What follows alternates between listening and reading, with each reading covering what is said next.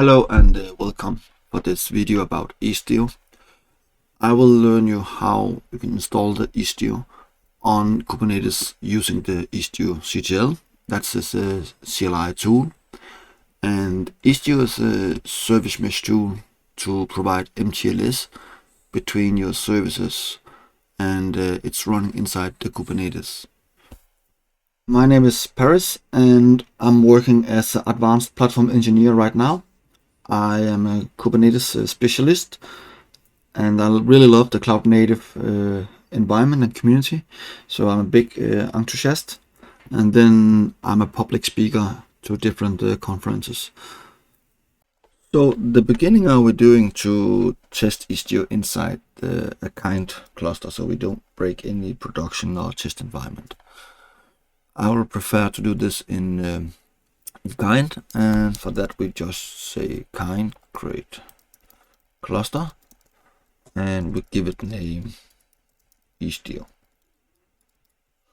Then we will starting up the Kubernetes cluster locally, and that's what we gonna waiting for now.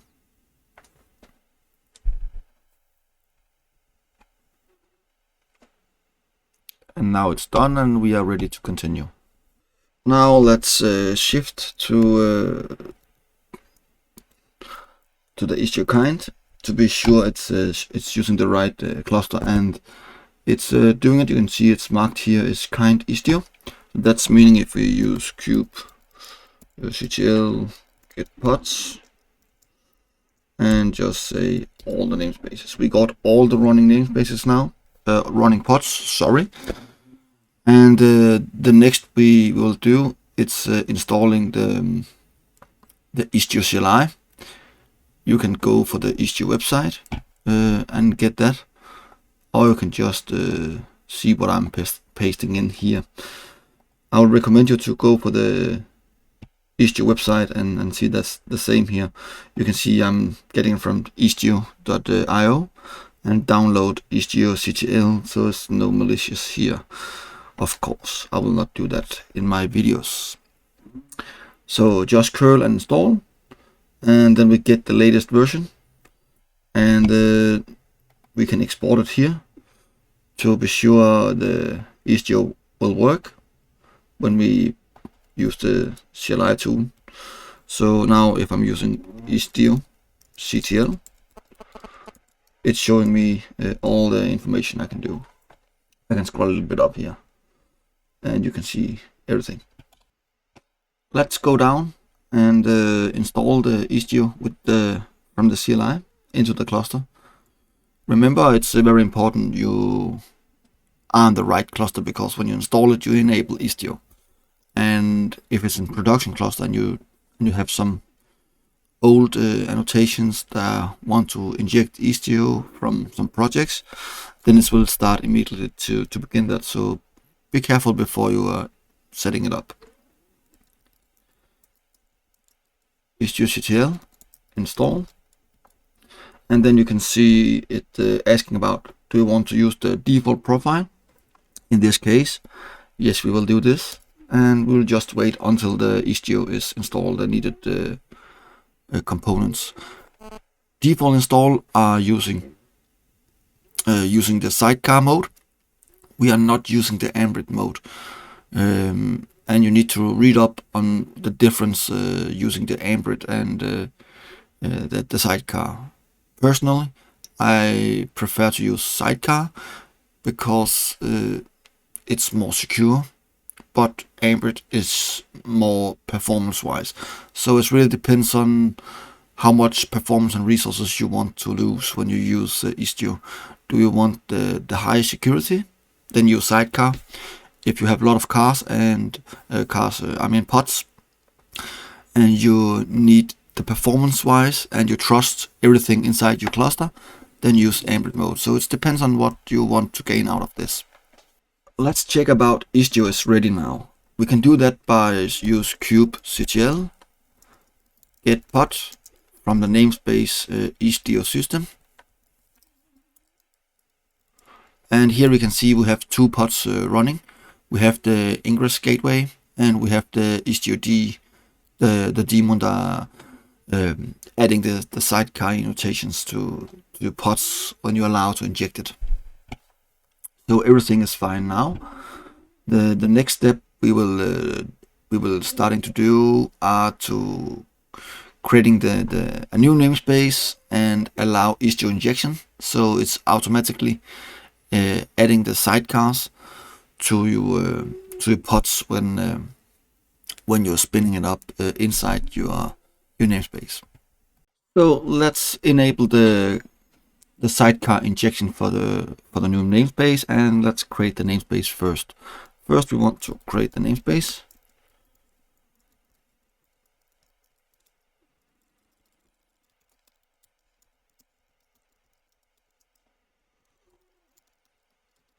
We just call it test app, and then we are labeling the namespace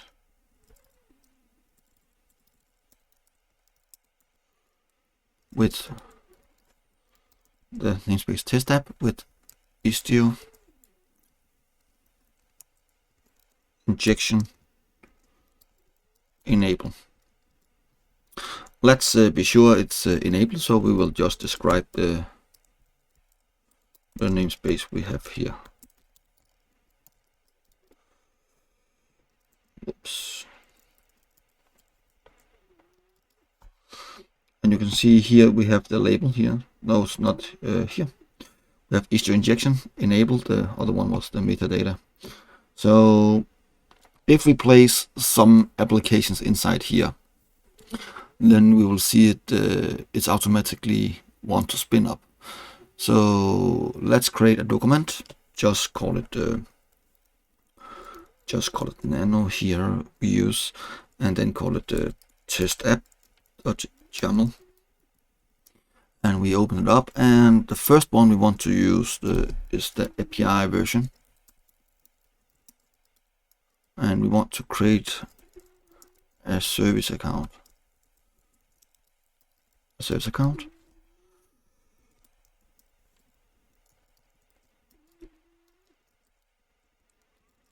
Let's just use space. Tab is so aggressive. We will use the hello world service account. This service account will be bound to a deployment we will create later. And then we want to use API version v1. We will create a service because we will create a deployment. So the deployment need a service if you want to visit the website. So we're just trying to make a little demo here. That could be a real application in the real world. So we're adding a little bit more than really needed, but I think that's a good case to demonstrate it. And we will give in some labels, and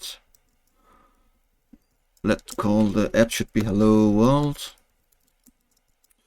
and the service we want to run should be hello world. And then we use spec.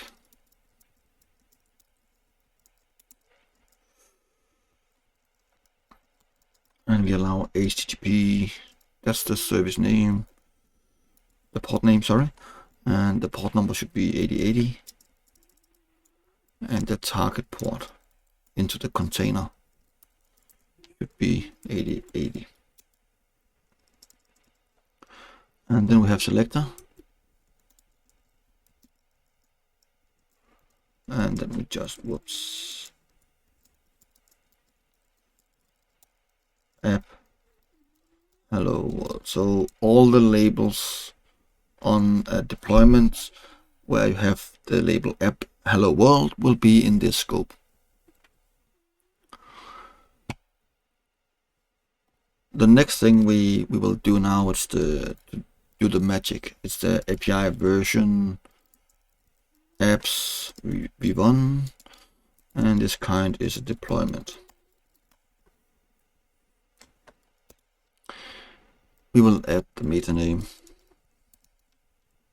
metadata, and the name should be hello world. We are typing a lot of hello worlds here. Then we have specs.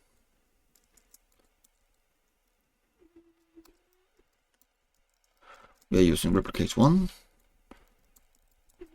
And we selector.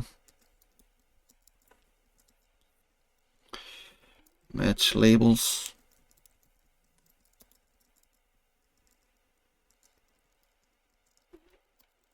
Hello world. And version 1, because we're building the app version 1 in this case, just so we know what's going on. And then we need the template. The template is the container template where we want to spin up the data. And we are calling that labels. App hello world. And this container is version 1.2. And then we need the specs.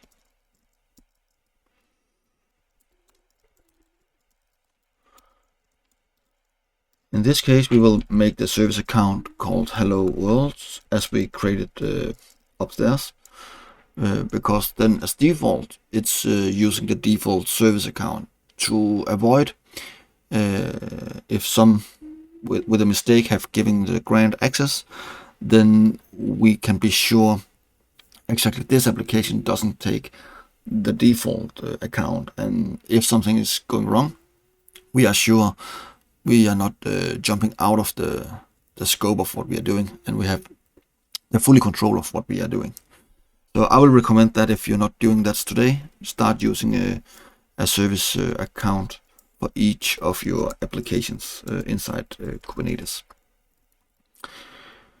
And then we use the image, and remember for Kubernetes 1.34, and if you're using Creo, it's a requirement you're using the full path, so just be used to it. If you because in Creo version 1.34, sorry, it's will disabling the short names. So if you don't have Docker IO in the beginning or some others registry you use, then you will automatically block the container deployment and you will get an error. So for your own safety, just start using it if you not already do that. It's easier, so you don't need to return and do the boring stuff again later. And then we say if the container is pulled, we don't want to pull it one more time. We only want to pull it one time. And then we give it a hello world as a container name. And the ports we want to use, there should be the container port. And this should be 8080. Oops, the icons, yes. And then we save it. Let's see about everything is correct here. Else I need to fix the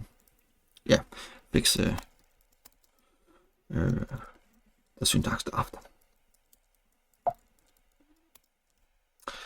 We already have some issues here, and I will just go into and see what's going on. That's the port number. Let's see what's this. It's the service account. So that's the service. Okay, so that's the service. So let's return to that. Yes, what's going wrong here? It's the space. Just whoops.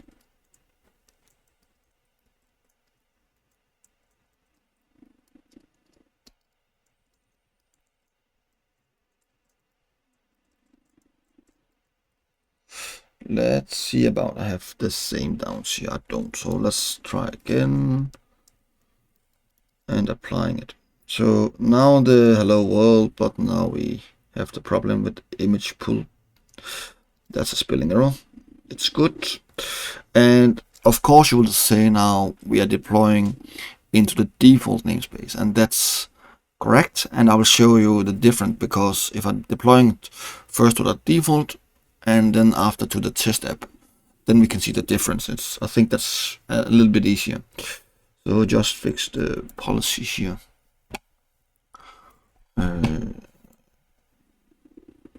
Not G, but and see what's going on. And it's saying the specs cannot handle deployment, decode specs, template specs, containers. Whoops, then we have a spelling error more. That's fine when you're typing everything down and not just copy pasting. That's what happens sometimes. I just need to find it here. Container.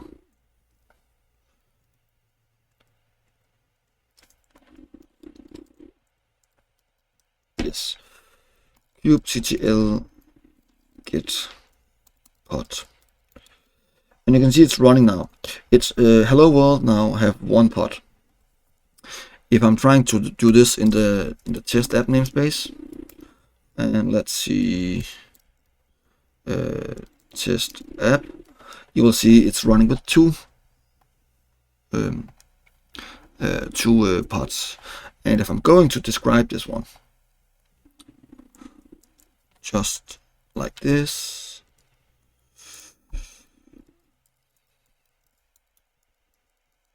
describe pod in test app, we will see here it's succeed, assign the pod, and then we have the create container Istio init. So that's something is happening because we label it to the injection one, and then we create the proxy container and then the hello world.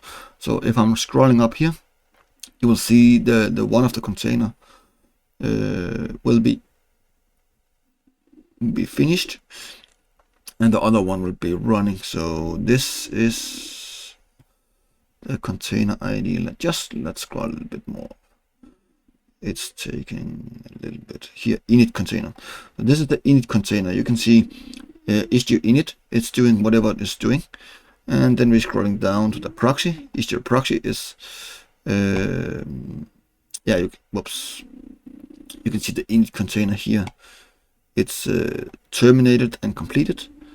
And then we have the proxy, and then it should, because we can see two, it should be running. We have some different configuration here, and we don't see anything. Maybe it's here running. Yes, the state is running, and that's good. And then we have the normally containers, hello world, and of course this is running too, because yeah, that's how it is.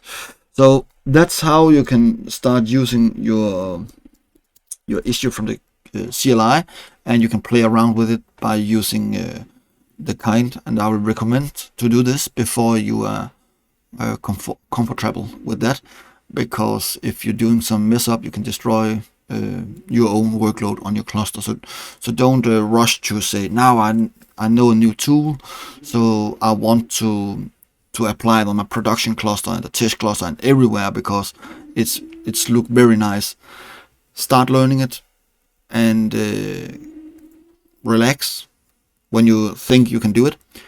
Enable on some not important namespace, and then start to apply it namespace by namespace. I think that's everything from me at this time, and I really hope you enjoyed this video about how you can get up and running with Istio and the very basic of how it's working. Of course, I will share these files here, so you can just copy paste them. The link will be below in my description here in the video. So this will link to my GitHub, so you can check the documentation you want, and I will create some small snippets over there. But remember, copy pasting is not always the best way. So I really hope if you're missing some information, please review this video again. If you have any comments or you have anything I can do better, then please leave a comment in below, and don't forget to subscribe and give this video a like. Thank you so much, and hope to see you again another time.